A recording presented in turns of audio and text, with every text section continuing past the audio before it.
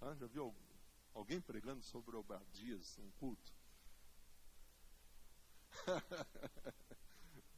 Então, a gente geralmente não vê Obadias sendo exposto, sendo pregado, sendo anunciado.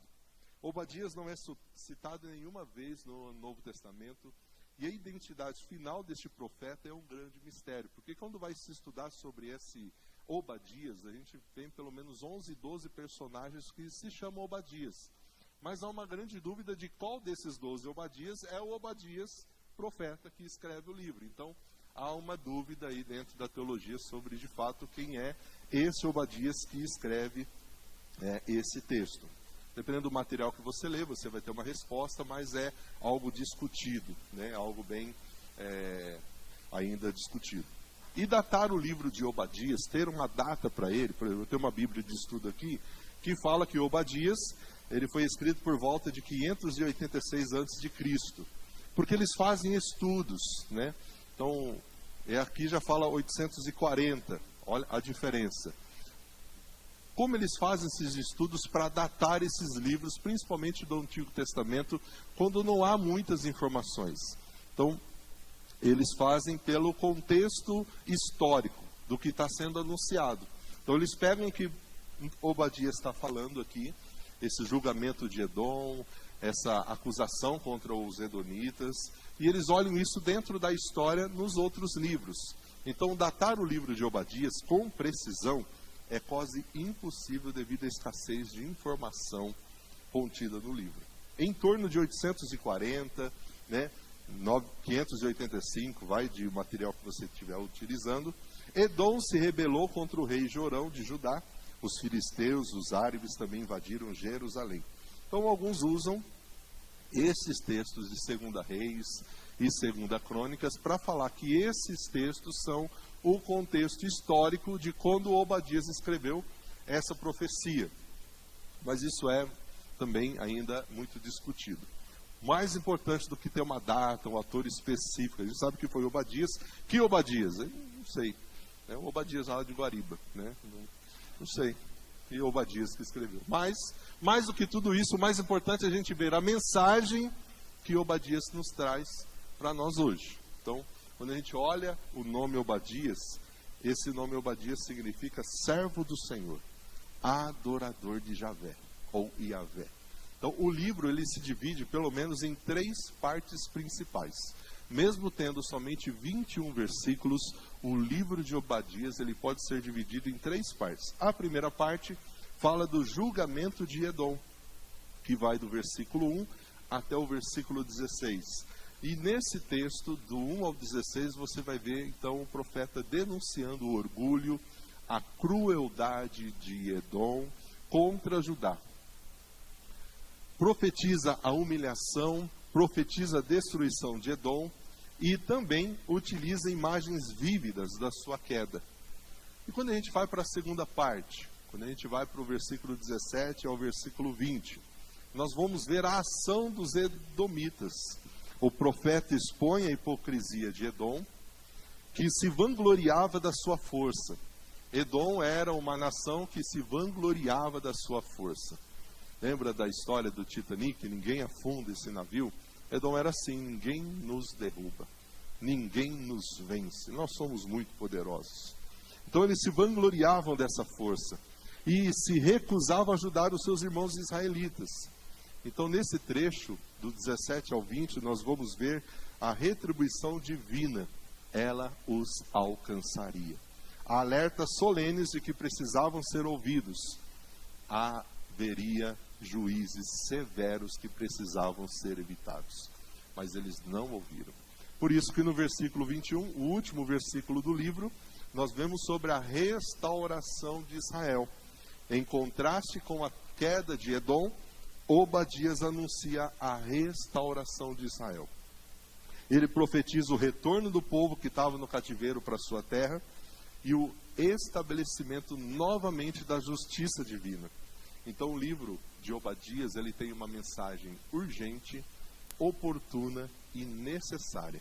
Hoje, para as famílias, para a igreja e para a sociedade. É muito lindo quando a gente pega profetas do Antigo Testamento e vê como essas mensagens, como essas profecias se encaixam perfeitamente nos nossos dias hoje. Como se encaixam na nossa realidade. E quando a gente olha, se a gente fosse fazer um resumo de todo o livro e dar um título para isso, seria um povo que nunca aprendeu a amar. E eu trouxe aqui uma frase: não subestime os pequenos problemas, eles podem se tornar um grande mal. Nunca ignore as pequenas coisas que precisam ser corrigidas, seja na família, na sociedade ou na igreja. Porque essas pequenas coisas podem se tornar um grande mal. Olha o que diz o versículo 8. Naquele dia, não restará um sábio sequer em toda a terra de Edom, diz o Senhor, pois nos montes de Edom destruirei todos aqueles que têm entendimento. E para a gente entender um pouquinho sobre Edom, sobre Judá, nós vamos ver que isso começou um pouco mais lá atrás. A disputa entre Esaú e Jacó começou lá no útero. Em Gênesis capítulo 25, nós aprendemos que Rebeca, ela não estava tendo uma boa gravidez. Ela estava sofrendo. E ela pergunta a Deus por que ela estava experimentando aquela gravidez com tanto esforço. E ela não estava vendo aquilo como tempo abençoado por conta do sofrimento. E a resposta que ela tem de Deus é que dentro do seu ventre havia duas nações. Duas nações estavam sendo geradas no seu ventre. Dois povos que ela daria luz seriam divididos. Um povo será superior ao outro. O mais velho vai servir ao mais jovem. Está lá em Gênesis 25, 23. Então, o que tem a ver essa história com Obadias? Esse livro de Obadias, mais do que qualquer outro, vai mostrar para nós esses frutos amargos dos erros cometidos no passado por uma família piedosa. Os edonitas, que fala em Obadias dos Edom, eles eram descendentes de Esaú. Era descendência de Jacó. E Esaú e Jacó eram irmãos gêmeos. Olha como é interessante quando a gente conhece o contexto. Quando a gente faz correlação. Se a gente só ouve aqui sobre Edom e Obadias, a gente fica, Edom, ok. Mas quem era Edom? Quem eram os descendentes de Edom? Os edomitas eram descendentes de Esaú. E Esaú e Jacó eram irmãos gêmeos. Portanto, duas nações que nasceram do mesmo ventre. Eram nações irmãs gêmeas. Porém, quando a gente estuda a história de Isaac e de Rebeca, nós vamos ver que essa inabilidade deles de criarem os filhos, de dar mais preferência para um do que para outro, na forma como eles cuidaram desses dois irmãos, acabou provocando ciúme nos filhos, abriu uma brecha para o ódio que não cessou por mais de 2000 anos. E por isso estamos estudando a história deles. Por isso houve aquele povo chamado Edom, que toda a história deles lutaram contra Judá, contra Israel, os descendentes do seu outro irmão. Olha que interessante. Sabia disso? Então, quando a gente estuda o contexto histórico, quando a gente estuda buscando as informações daquilo que está, né, nos versículos que a gente numa leitura só não descobre, a gente vai vendo isso. Tudo começou com um erro. Talvez a gente olhe aqui Obadias e fala, nossa, como Edom merece mesmo ser, né, tirado da terra, merece o juízo de Deus. Mas tudo começou com um erro lá atrás. Um erro de Isaac e de Rebeca. Pois Esaú e Jacó eram irmãos. Mas esses pais cometeram um erro, o grave erro de terem preferência por um filho em detrimento do outro. E talvez hoje, nas nossas casas, a gente acha que tratar um filho diferente do outro não vai causar nada. Pode talvez não causar isso, uma divisão de nações. mas você pode causar feridas emocionais na vida do seu filho, que vai ser muito difícil dele poder curar isso. Ele vai levar isso para a vida, para a sua família, quando ele for constituir família. Isaac, o texto mostra lá em Gênesis, ele amava mais Esaú. Rebeca tinha predileção, mais amor por Jacó. E essa falta de sabedoria plantou o quê? Essa falta de sabedoria plantou no coração dos filhos a semente maldita da inimizade, do ódio e da competição. Quando a gente faz essa criação dos filhos com preferência por um em detrimento do outro, a gente, em vez de unir os irmãos, unir os filhos, a gente vai estar fazendo como eles fizeram lá atrás, plantando uma semente de inimizade, de ódio e de competição. E quando a gente olha a história, esse ódio trouxe profundas feridas na vida dos pais. Esse ódio separou os irmãos, atravessou gerações, unindo-se aos caldeus, os edoms, os edomitas, uniram-se aos caldeus para escravizar e matar os judeus. Eles não queriam o bem dos seus irmãos. E aí a gente vê uma outra grande verdade. Uma grande bênção pode transformar-se numa grande tragédia quando deixamos a vaidade pessoal nos dominar. Por causa da violência que cometeu contra os seus parentes, os israelitas, você vai ser coberto de vergonha e destruído para sempre.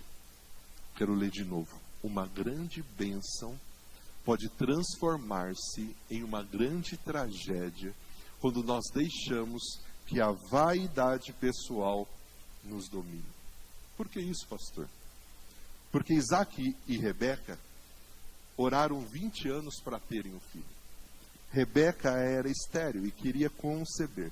E aquele casal voltou-se para Deus em humildade, em súplica, buscando os céus, buscando a Deus essa bênção.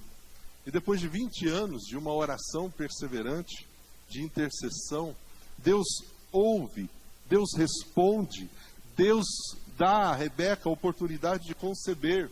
Ela dá à luz 2 filhos, Esaú e Jacó. Mas por caprichos pessoais, essa grande bênção que eles receberam, de Deus ter dado a ela a oportunidade de não ser mais estéril, o que eles fizeram? Capricho pessoal, vaidade. Esse casal transforma a bênção em um problema. Eles não cultivaram a amizade entre os filhos. Em vez disso, jogaram os filhos um contra o outro. E quando a gente lê toda a história desses 2 irmãos e do que aconteceu, a gente vê que foi plantado no coração deles essa disputa. Não foi plantado no coração deles o companheirismo. E só nessa introdução aqui, você acha que Obadias é importante para hoje? Para as realidades das casas, das famílias, de famílias onde os filhos e as pessoas integrantes da família hoje estão disputando, são inimigos um do outro e não são amigos, companheiros.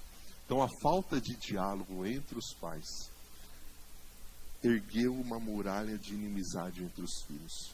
O pior é que essa inimizade se espalhou, não só entre Esaú e Jacó, mas entre os seus descendentes. Os edomitas estão destilando veneno letal de ódio contra os judeus, os seus irmãos. E toda a história bíblica a gente vê isso. Os descendentes lutando um contra os outros. E é por isso que o profeta lança isso. No finalzinho eu deixo, tá? Senão eu vou perder aqui o raciocínio. Então lá em Obadias nós vemos essa profecia contra os edomitas, que estavam lutando e perseguindo os seus descendentes. Portanto, querido, uma outra verdade que eu aprendo e que a gente aprende olhando para esse texto é: não tente mudar os desígnios, não tente manipular os desígnios, não tente alterar os desígnios de Deus. Olha o que diz esse texto. E a gente está lendo aqui os versículos de Obadias, tá bom? Você pode acompanhar aí na sua Bíblia. A gente não vai ler ele todo, eu estou usando na sequência aqui do tema, mas você depois pode ler ele todo. Mas o Monte Sião se tornará refúgio para os que escaparem. Será um lugar santo. Povo de Israel voltará para tomar posse da sua herança. Deus, na sua soberania, Ele havia determinado que o filho mais velho serviria ao mais novo. Isso está lá em Gênesis, isso está lá em Romanos 9:11, isso é repetido lá em Romanos 9:11. A linhagem do Messias, essa linhagem do Messias passaria por Jacó e não por Esaú. A escolha divina não se baseava em mérito, porque os dois ainda nem eram nascidos quando Deus fez essa escolha. Por que dessa escolha? Por que foi assim? Você pergunta para Deus quando você estiver lá, tá? Eu não estou aqui para te dar essa resposta, tá bom? Senão já vai perguntar por quê. Aí vamos continuar aqui no Obadias, no que é mais importante, tá bom? Eu te respondo por que isso e você não coloca em prática as outras coisas que a gente tem que colocar aqui, que são mais importantes. Então, todas as vezes que nós tentamos, deixa eu voltar aqui, onde que está aqui e aqui. Todas as vezes que tentamos tomar os rumos da vida nas nossas próprias mãos, nós estamos dizendo para Deus: eu não acredito na sua providência divina. Eu não acredito que o Senhor pode guiar por caminhos de fato corretos. Eu não acredito que eu posso confiar totalmente no Senhor. Quando a gente tenta tomar nós os rumos da nossa vida por nós mesmos, nós estamos atropelando as coisas, nós estamos causando muitos males a nós e provocando um grande sofrimento aos outros. Porque a gente tenta mudar o que está estabelecido. E é isso que a gente vê nessa história dos dois irmãos gêmeos, é isso que a gente vê nos descendentes, é isso que a gente vê sendo anunciado aqui no profeta Obadias. Então, a amargura pode gerar violência. Parar para pensar que a forma como os pais lidaram com aqueles dois filhos fez essa divisão de nações, e que essa amargura que foi gerada no coração de um dos irmãos causou destruição até para a sua descendência. E quando a gente olha isso, ainda hoje é real. Pessoas amarguradas, pessoas que não sabem perdoar, pessoas que não estão abertas a oferecer ou pedir perdão, essa amargura pode gerar violência. Violência. Hoje não é diferente. Quer ver exemplos simples? O nosso trânsito, não só de Jundiaí, do nosso país. De uma discussão do trânsito ali, que a pessoa tem a capacidade de voltar, ou no próprio carro pegar alguma arma, algum instrumento para poder tirar a vida do outro, por conta de um ódio, de algo que ele não soube controlar. E depois para pensar na besteira que fez, já é tarde. Então, essa amargura pode gerar violência. Olha o texto: não deveria ter ficado satisfeito quando exilaram seus parentes em terras distantes. O profeta está falando para os edomitas: vocês não deveriam ter ficado satisfeitos com isso, eram seus irmãos. Não deveriam ter se alegrado quando o povo de Judá sofreu tamanha desgraça. Vocês não deveriam ter falado com arrogância naquele tempo de aflição. Vocês deveriam ter feito algo. A atitude de vocês com o povo deveria ter sido diferente. Esaú, revoltado com o irmão, toma a decisão de matá-lo. Jacó, quando a gente lê o texto lá em Gênesis, ele precisa fugir da casa com a promessa da mãe de que voltaria depois. E essa fuga dura pelo menos 20 anos. E o medo do reencontro com Esaú, ele ficou latejando no coração de Jacó. Aquele ódio continuou crescendo a ponto de Obadias, aproximadamente 1500 anos depois, escrever sobre as tragédias daquelas mágoas, daquele ódio que ficou no coração daqueles irmãos. De algo que não foi resolvido, de algo que não foi colocado diante de um perdão, de uma reconciliação. Demonstrando na perseverança em piedade, foi demonstrado na perversa impiedade dos edomitas, de matar os judeus oprimidos de Jerusalém, conforme a gente lê no versículo 12. Olhem no versículo 12. Quem pode ler para nós, em voz alta? Obadias 12. Eu já li aqui, mas leia numa outra versão, por favor. Quem pode ler?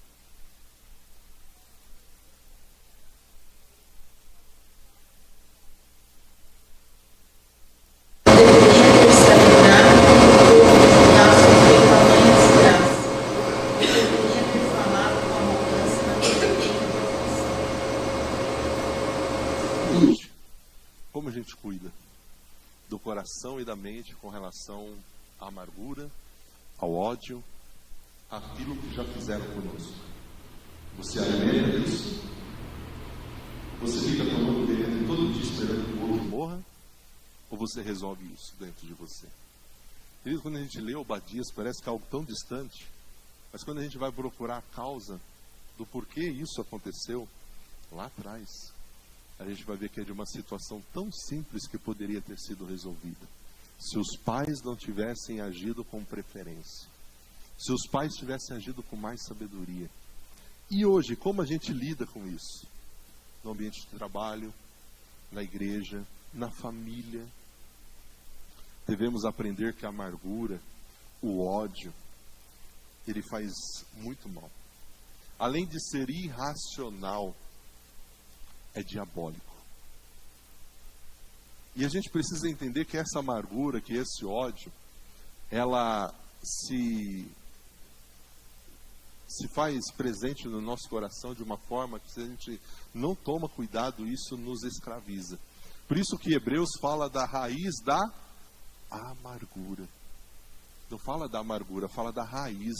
Aquilo vai criando em nós raízes.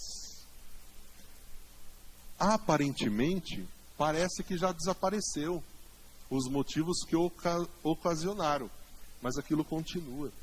Portanto, ódio, raiva, a gente pode considerar como algo irracional e diabólico, porque vai se alastrando perigosamente. E se não for contido de forma radical, as suas consequências e sequelas serão trágicas. Não é algo longe de nós. É aqui. Nessa sua experiência de vida, quantas pessoas talvez já passaram por você, que foram extremamente usadas para te abençoar. E você hoje é grato a Deus porque essas pessoas passaram na sua vida. Te abençoaram. Te marcaram positivamente. Mas talvez nessa caminhada e nessa experiência de vida, você já teve muitas pessoas que passou só para lançar dardos do inferno contra você.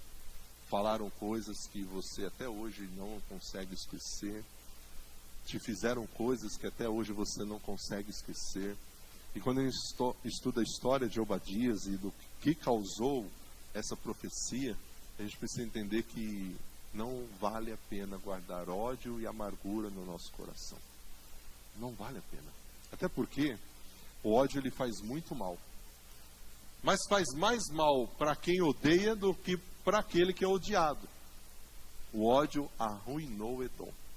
O ódio que eles tinham de Judá, de Israel, não arruinou Israel e Judá.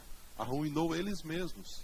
Portanto, o ódio ele faz mais mal para quem que está sentindo isso do que para aquele que é odiado.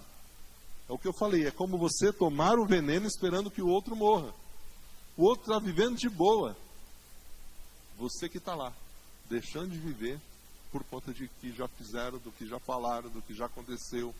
Então o quadro de raiva excessiva, quando a gente estuda dentro da saúde, nessa questão emocional, da saúde, esse quadro de uma raiva excessiva dentro de nós, ela pode gerar em você cansaço físico, excessivo, é como se você tivesse trabalhado exaustivamente o dia todo, falta de memória, e em casos mais graves, pode gerar em você um infarto cardíaco, um acidente vascular cerebral, um AVC, simplesmente porque você não está conseguindo controlar essa raiva que está no seu coração, esse ódio que está no seu coração.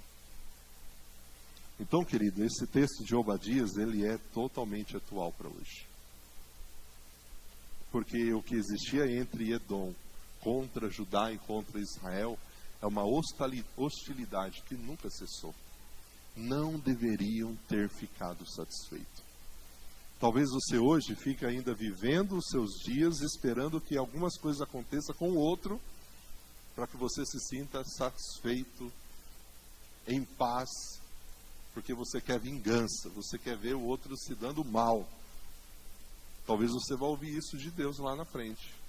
Não deveria ter feito isso. Não deveria ter ficado satisfeito com a destruição, quando eles estavam lá no exílio, quando eles estavam sofrendo. Não deveria ter se alegrado quando eles estavam chorando. É por isso que quando a gente lê a Bíblia em Romanos, é muito difícil ser cristão. Que a Bíblia fala para a gente amar a todos.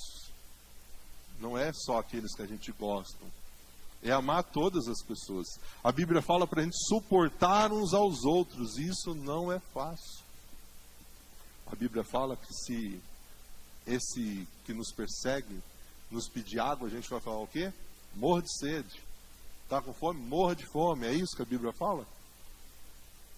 Dá água. Dá de comer. Pague o mal com o... Aí você vai amontoar brasas vivas sobre a cabeça da pessoa. Já ouviu aquela frase que a gente só dá o que a gente tem?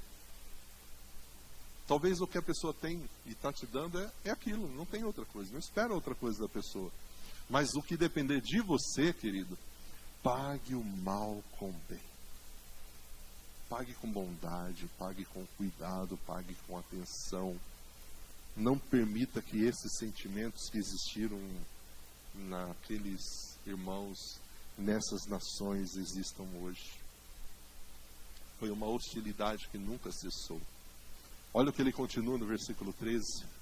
Não deveria ter saqueado a terra de Israel naquele dia de calamidade. Eles estavam todos destruídos e vocês foram saquear a terra deles. Não deveriam ter ficado satisfeitos com toda aquela destruição naquele dia de calamidade. Não deveriam ter roubado a riqueza deles naquele dia de calamidade. Vocês erraram, vocês permitiram que o ódio, que a amargura fizesse com que vocês agissem errado. É o que o profeta está dizendo àquela nação. E ele continua, versículo 14. Não deveriam ter ficado nas encruzilhadas para matar aqueles que tentavam escapar. Não deveriam ter capturado e entregado os sobreviventes naquele tempo de aflição. Vocês agiram errado. Agiram motivados pelo ódio.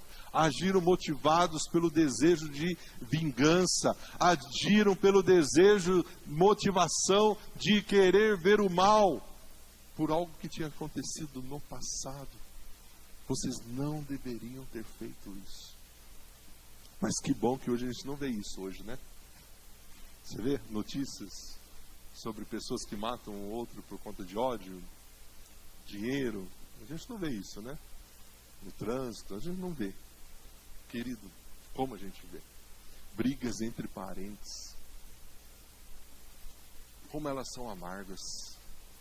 Como é difícil no ambiente de família quando há discussões, quando há brigas. Esse é o caso entre duas nações. Deus ordenou que os israelitas tratassem os edomitas como irmãos. Mas os edomitas não correspondiam da mesma forma. Nunca se afeiçoaram dos israelitas. Nunca retribuíram isso. Mas os israelitas foram orientados por Deus. Trate-os como irmãos. Ajam diferente. Não pagam na mesma moeda. Quando a gente olha a história, quando os hebreus precisaram cruzar o deserto rumo à terra prometida lá no Antigo Testamento, os edomitas, motivados pela vingança, pelo ódio, eles não deram passagem aos hebreus.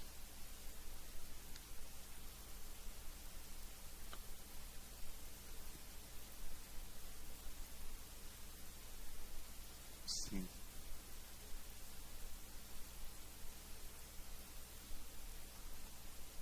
Sim. Eu vou deixar depois no final vocês, tá? Colocarem também as suas... Porque tem várias coisas aqui. Mas de fato é algo que foi sendo alimentado. Então, os registros toda essa história, Deus, como o autor das Escrituras, ele deixa bem claro essa preocupação de mostrar para nós tanto os aspectos bons como os aspectos ruins.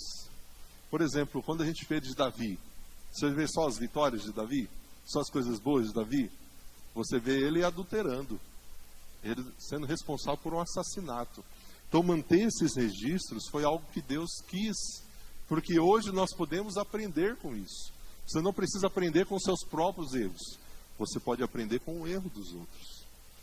Então, naquela época, os edomitas trataram os israelitas com hostilidade. Obrigaram os israelitas a uma jornada muito mais extensa, difícil, demorada. Os edomitas foram totalmente, absolutamente insensíveis à necessidade dos hebreus de passar pela terra. E até mesmo se recusaram de um diálogo que foi proposto por Moisés. A rivalidade não era mais entre duas pessoas agora.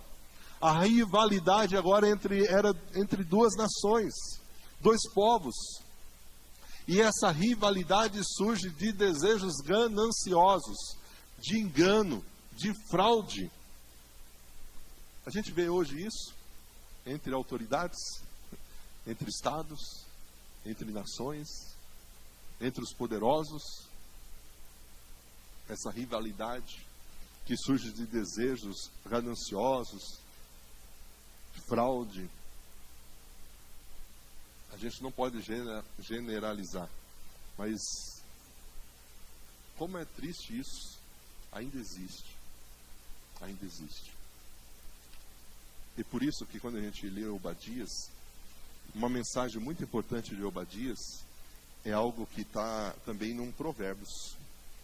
O orgulho precede a ruína.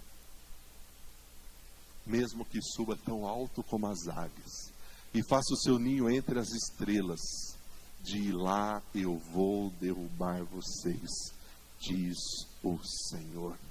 Os edomitas se achavam muito fortes, muito poderosos, invencíveis, e Deus dá essa palavra dura para eles. Do alto das suas rochas íngremes, os edomitas se vangloriavam, colocavam-se como que no ninho entre as estrelas. Jamais aquela fortaleza havia sido saqueada. Eles se sentiam seguros, blindados por uma fortaleza natural. E Deus diz diante do profeta Obadias, aquele povo: vocês não estão seguros, eu os derrubarei. Vou acabar com o orgulho de vocês. A soberba é a sala de espera do fracasso. Quando a gente estuda a história dos edomitas, a forma como se comportaram com relação aos israelitas, seus irmãos, nós aprendemos que o orgulho é outra coisa que não pode existir em nós. Onde o orgulho se levanta ou levanta a sua bandeira, a derrota estrondosa é imposta.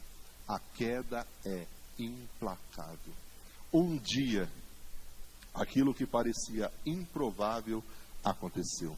A arrogante cidade dos edomitas foi tomada, seus bens foram saqueados, seu povo foi disperso, e eles colheram exatamente aquilo que eles plantaram. O mal que eles despejaram sobre a cabeça dos judeus caiu sobre a sua própria cabeça. Os que se sentiam seguros nas rochas, invencíveis, foram vencidos. Outra coisa que a gente aprende em Obadias: ninguém está seguro escarnecendo dos princípios de Deus. Ninguém está totalmente seguro quando vive afrontando os princípios da palavra de Deus.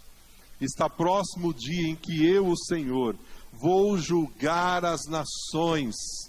Como você fez a Israel, assim será feito. Toda a sua maldade cairá sobre a sua cabeça. Parece duro ver essa palavra de Deus àquela nação. Mas Edom não agiu com humanidade. Como a gente vê hoje isso também. Pessoas que não conseguem não só agir com educação, mas agir com humanidade, entendendo que o outro é ser humano e que precisa ser respeitado, e que precisa ser valorizado, e que precisa ser bem tratado. Edom não agiu com humanidade, não agiu com fraternidade em relação aos seus irmãos.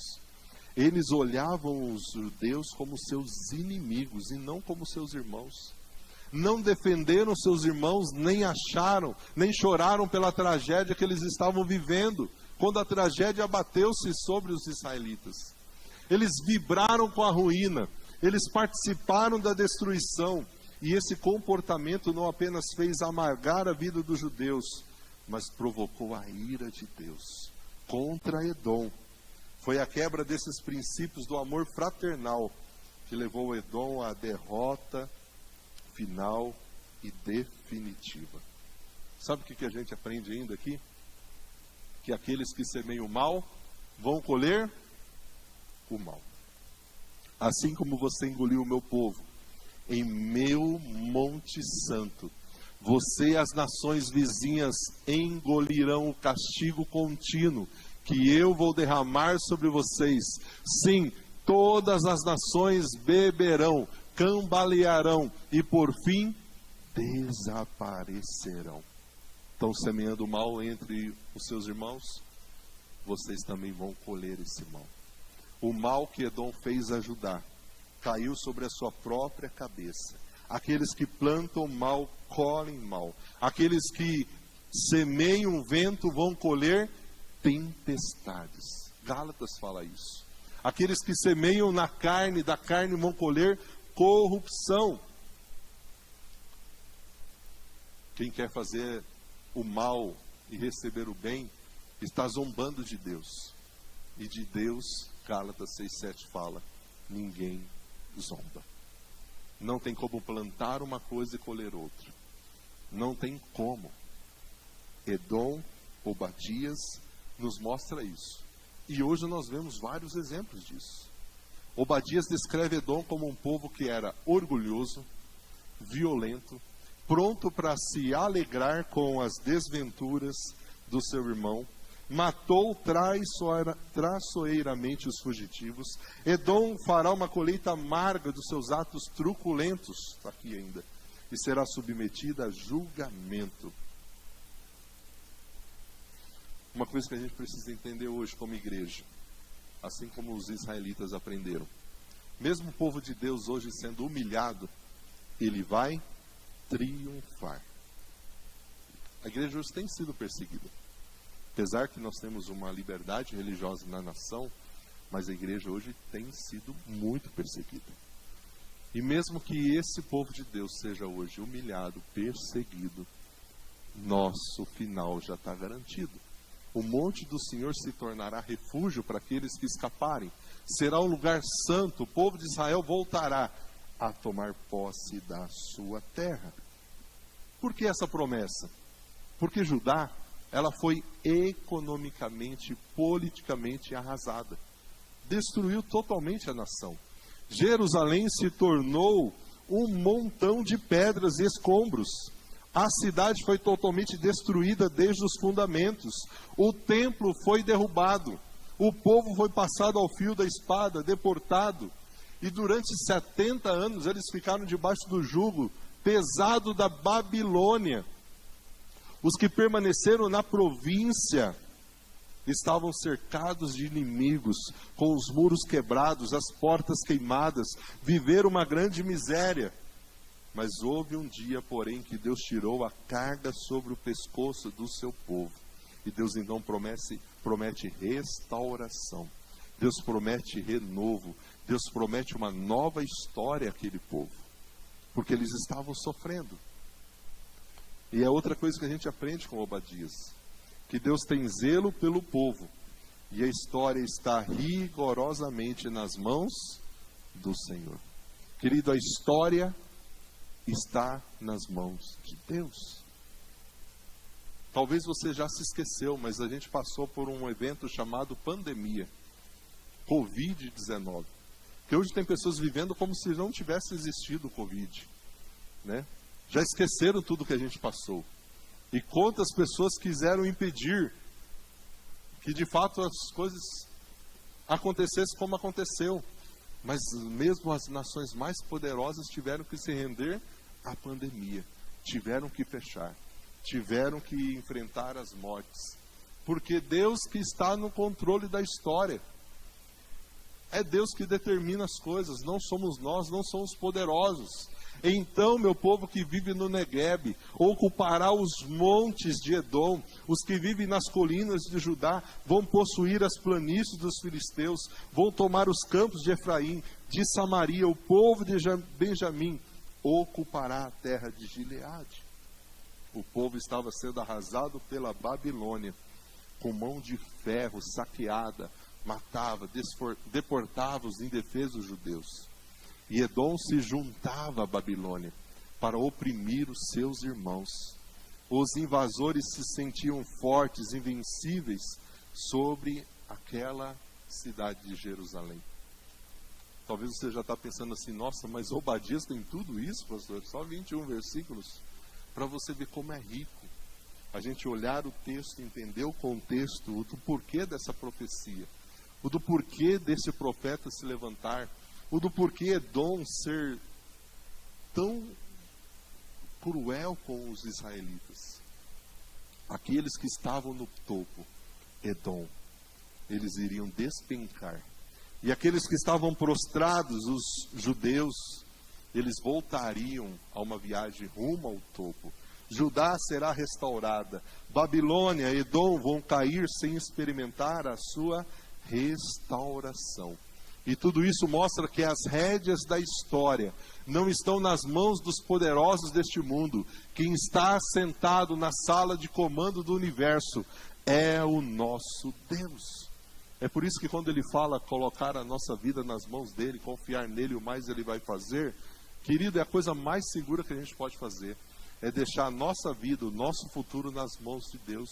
Porque Ele que comanda tudo, é Ele que conduz a história para o fim glorioso. Deus está no centro. Ele é o grande promotor da história.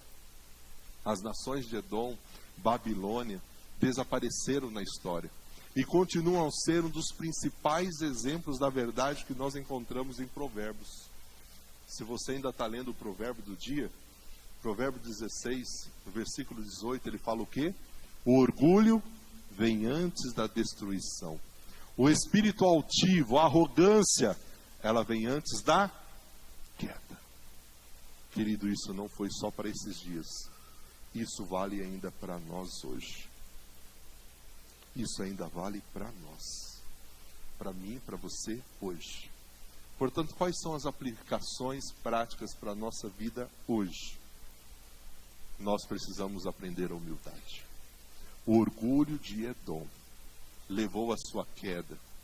Isso nos ensina que nós devemos cultivar a humildade, reconhecendo a nossa dependência de Deus. Outra coisa que a gente aprende é sobre a compaixão. A crueldade de Edom para com Judá, ela teve consequências graves, independente do que fizeram. Nós precisamos tratar todos os outros, todas as pessoas, com compaixão e com amor. E se tem um povo que precisa colocar isso em prática, somos nós, a igreja. Porque falar de amor, todo mundo fala, independente da religião, dos princípios. Para viver esse amor na prática, aí é só nós, os crentes, que conseguimos. Porque nós fomos alcançados por esse amor. Portanto, se eu e você, que fomos alcançados com esse amor, não conseguimos viver isso na prática, alguma coisa está errada. Porque quando Deus nos amou, Ele não olhou o nosso passado, o que a gente tinha feito, se a gente merecia, se a gente não merecia. Ele simplesmente nos amou. Quando Jesus morreu na cruz para perdoar os nossos pecados, Ele simplesmente morreu e nos perdoou. Ele não olhou e falou assim, não merece. Por que que eu e hoje você estamos fazendo isso? Olha, não merece meu amor, não merece meu perdão. Olha o que fez, não merece. Deus não fez isso comigo, por que que eu vou fazer isso com o outro? Outra aplicação prática, a nossa confiança tem que estar em Deus. A profecia de Obadias nos ensina a confiar em Deus mesmo nos tempos difíceis. Ele é justo, soberano e vai trazer justiça e restauração. A profecia de Obadias, ela nos mostra sobre o poder destrutivo do orgulho e como a gente precisa tomar cuidado com ele. Amém? Só isso, irmãos. Esse é o livro de Obadias. Essa é a história de Obadias.